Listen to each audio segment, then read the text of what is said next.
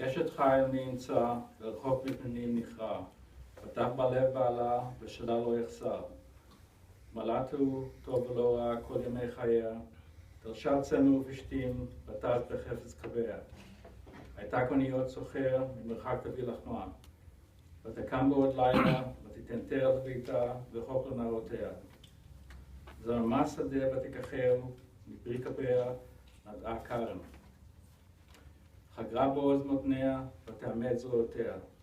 טעמה כי טוב שכרה, לא יכפה בלילה נערה. ידיה שלך בקישור, וכפיה תמכו פרלך. כפה פרסה לעני, וידיה שלך לאביון. לא תירא לביתה משרג, ככל ביתה לבוש שנים. מרבדים עשתה לה, שש וארגמן לבושה. נודע בשערים בעלה, בשבתו עם זקני הארץ. סדין עשתה ותמכור, וחכה נתנה לכנעני. עוז ועדה לבושה, ותשחק ליום אחרון. היא עבדך בחוכמה, ותורת חסד על לשונה. צופיה על ריחות ביתה, ולחם מסלול לא תאכל. כמה בניה ויאשרוה, בעלה ויהללה. רבות בנות עשו חיל, ואת עלית על כולנה. שקר החן והבל היופי, אישה יראת אדוני היא תדלל, תנו לה מפרי ידיה, והעלוה בשערים מעשיה.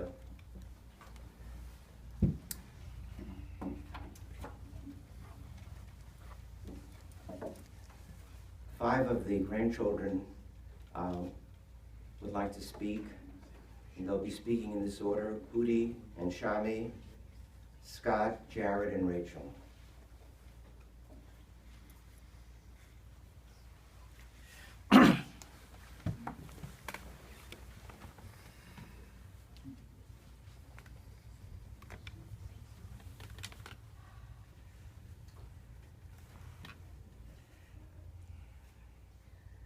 Grandma, this past Sunday, we all had the uncomfortable and surreal opportunity to say our final goodbyes. It was about us, not you. But today at your Levaya, it is about you, and the Gemara tells us that the funeral is in honor of the departed. The Zohar adds that when a person passes away, their neshama can still hear every word we say for the first 30 days before it begins to ascend to Shemayim. So I would like to say just a few words, knowing you are hearing me and listening to me. Grandma, I would like to start by comparing you to Sarah Imenu. Sarah Imenu lived a long life. The Torah comments that her years were kulam shavim latova. Her years were all equally good, despite any adversity which she had encountered. Sarah Imenu always had a positive attitude and outlook. Grandma, you also had arichas yamim, and also had a positive attitude and outlook on your life. Grandma, your famous phrase, "It's going to be all right," which I and many of you heard throughout our lives, is the phrase that we all need to hear right now. In every dark moment, you would see the light at the end of the tunnel, because in your mind, the glass was always half full.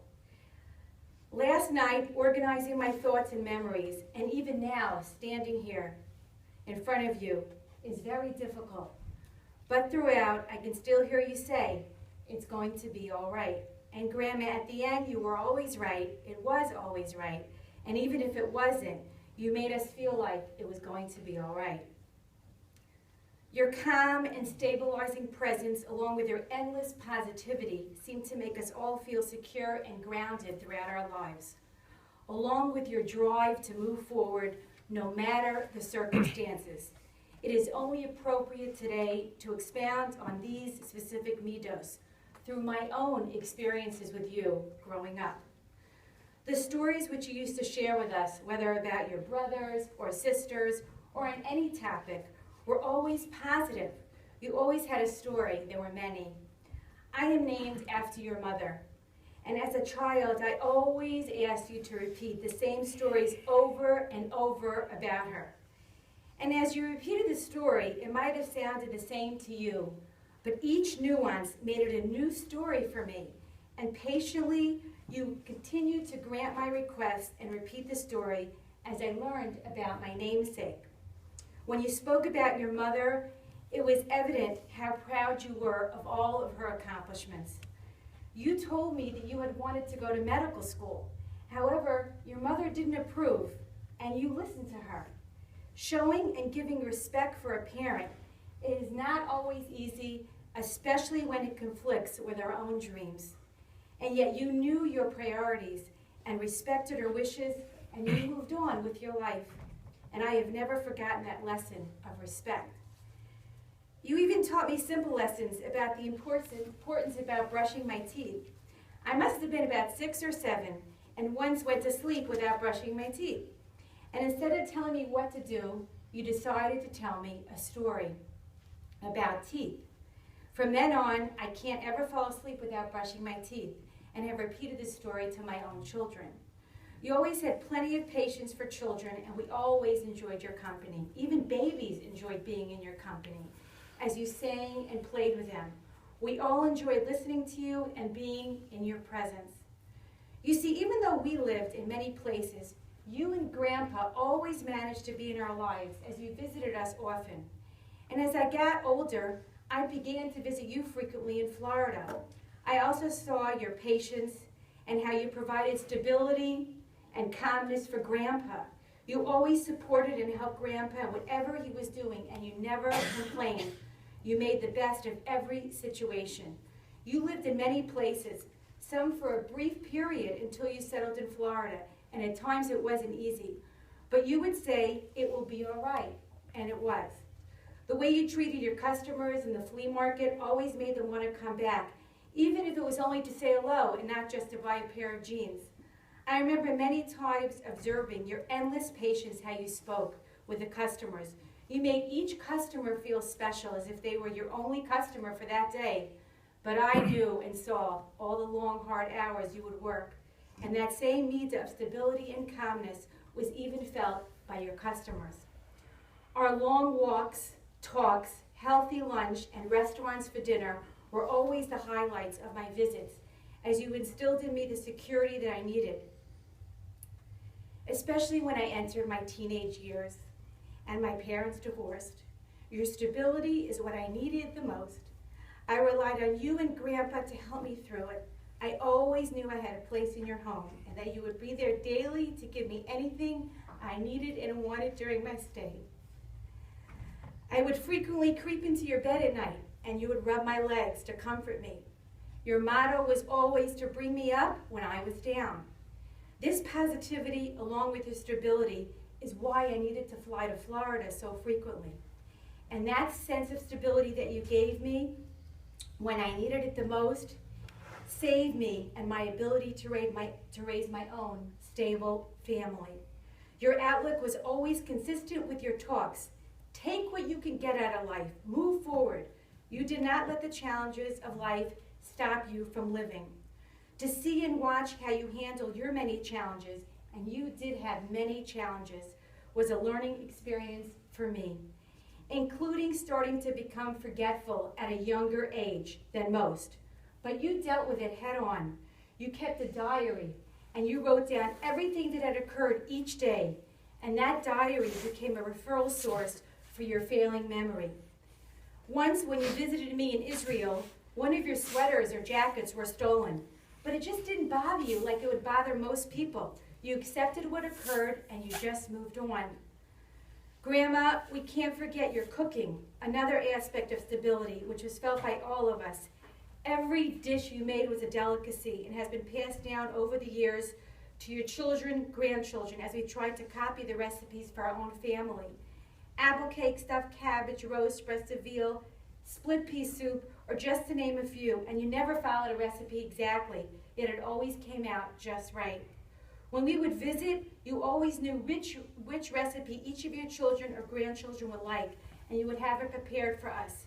Your house was always open to whoever wanted to come. You created this warm and stable environment in your home, which we all try to emulate today.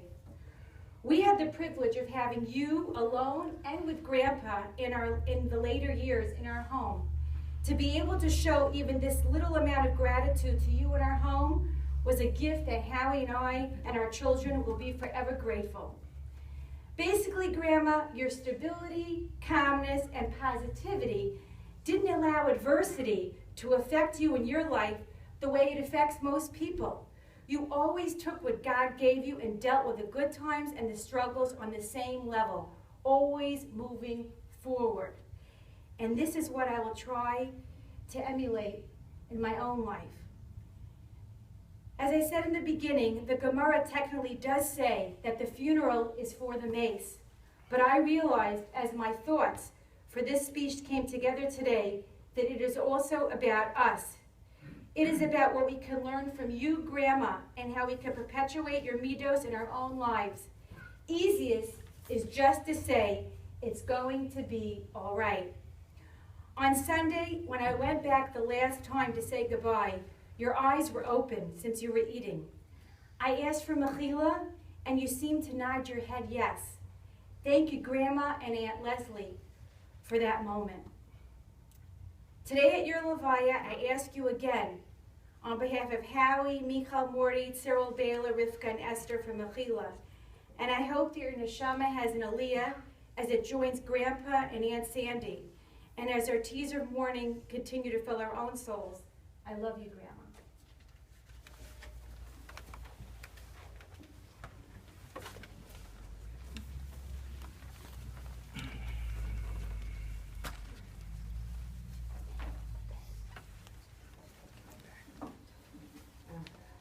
I've been spared. I've never had to speak at a funeral before. Usually my oldest sister has been solely responsible. So there I was jotting down notes. My mind is blank.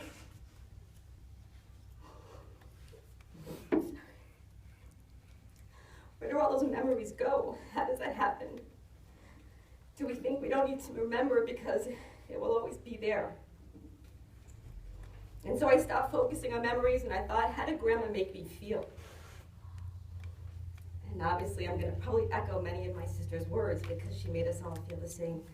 Comfortable, always comfortable, warm, safe. If she was stressed or agitated, we never knew. And hardworking, always very hardworking. And then the memories came. Shamsul, she always called me Shamsul. In Arizona, I was so young, but that's my first memory of walks with Grandma. We'll all talk, I'm sure, about our walks with Grandma. Always on the move, pointing out the lizards, the plants, telling stories, holding your hand. Florida, the flea market, picking out special treats. And in her kitchen, I'm sure we're all going to talk about her delicious cooking, pea soup, apple cake, and then more walks around the lake. Visits in New Orleans and then St. Louis, holidays and brisket, and walks around the reservoir, walks around the neighborhood. And I did some counts, and I'm not even sure I got this all right. Thank God our family grows.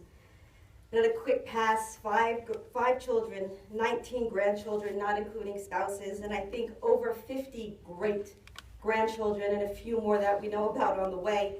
And the family still grows, and that's truly incredible.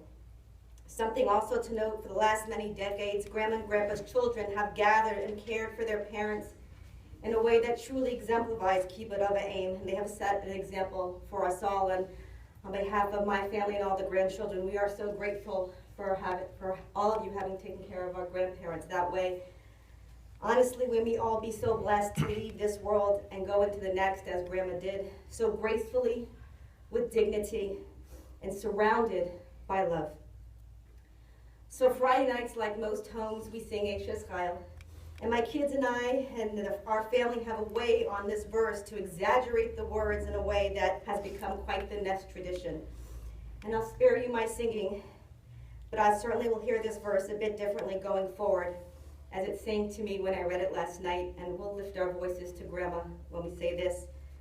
Pia Pascha B'Chachma B'Soras Chesed Al Lishona Tzefia Halichos Beisav Lachem Asmut L'Sochel Kamu B'nei B'Yeshua B'Ale B'Yahayla Rabba B'Nasas Sochayo V'Atali Takulana. She opens her mouth with wisdom, and a lesson of kindness is on her tongue. She looks after the conduct of her household and never tastes the bread of laziness. Her children rise up and make her happy. Her husband praises her. Many women have excelled, but you excel them all. I love you, Grandma.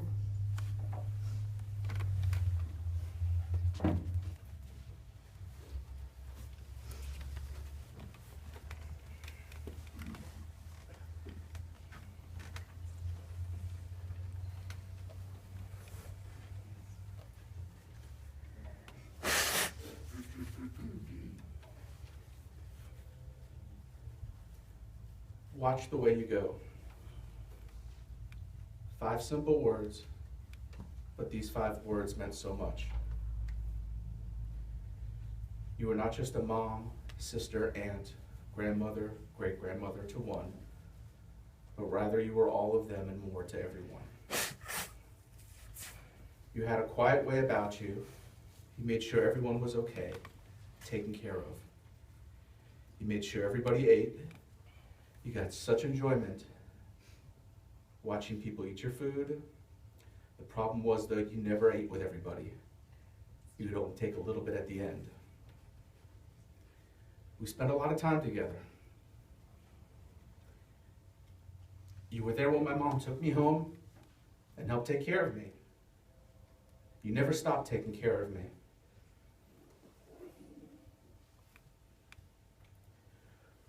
One Shabbos, I was at your apartment when I was young, on 167th, while my parents and grandpa were working at the market. I must have been 7 or 8 years old. I needed my medicine, which we left at our apartment, but that was no big deal for you, Grandma. We walked, and we walked, and we walked. And it was the best walk of my memory in my life. Because it might sound like 20 blocks, must have been 5 miles. I don't know how many hours, I don't really care. But you took me to get my medicine, and I climbed through the window of my house. That's just what Grandma did. You were there through it all for me. The good, the bad, and the really scary times. You were there for me in the market. You held my hand in the ER in the hospital as they stitched up my chin as it was busted open with blood pouring out when I was in so much pain, telling me, it's gonna be all right. You made me the best egg salad sandwiches for lunch each weekend. Thanks for not forcing me to eat fish. He told me it was okay to play under the Shabbos table when I was a kid. Thank you for being my bank over the summer so I can save up without telling anybody.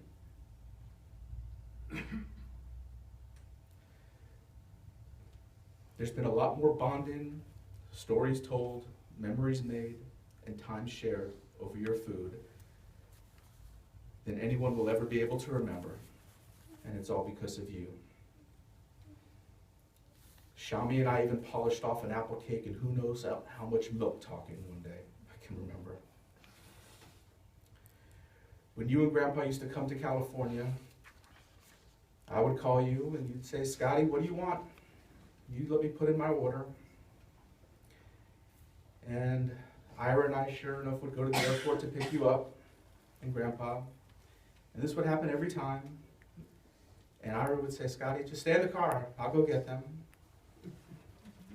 And as Ira goes to the gate to pick him up, and he's walking out, and I'm watching, Ira's cheeks are bulging, chomping down.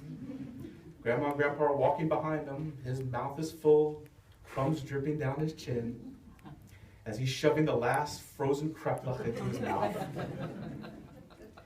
Was I mad? No. Because I knew in that bag she had 6 apple cakes waiting for me. She knew how to take care of all of us.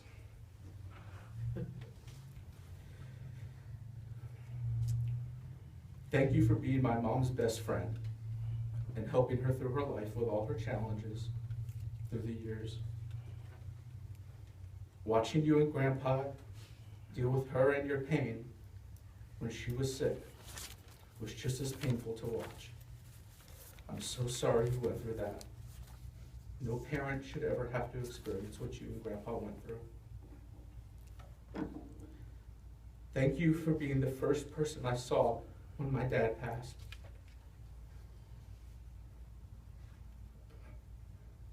The look in your eyes and the expression on your face is what's burnt into my memory for the rest of my life. And I'm so glad that is you that I remember, because it gives me comfort. Watch the way you go.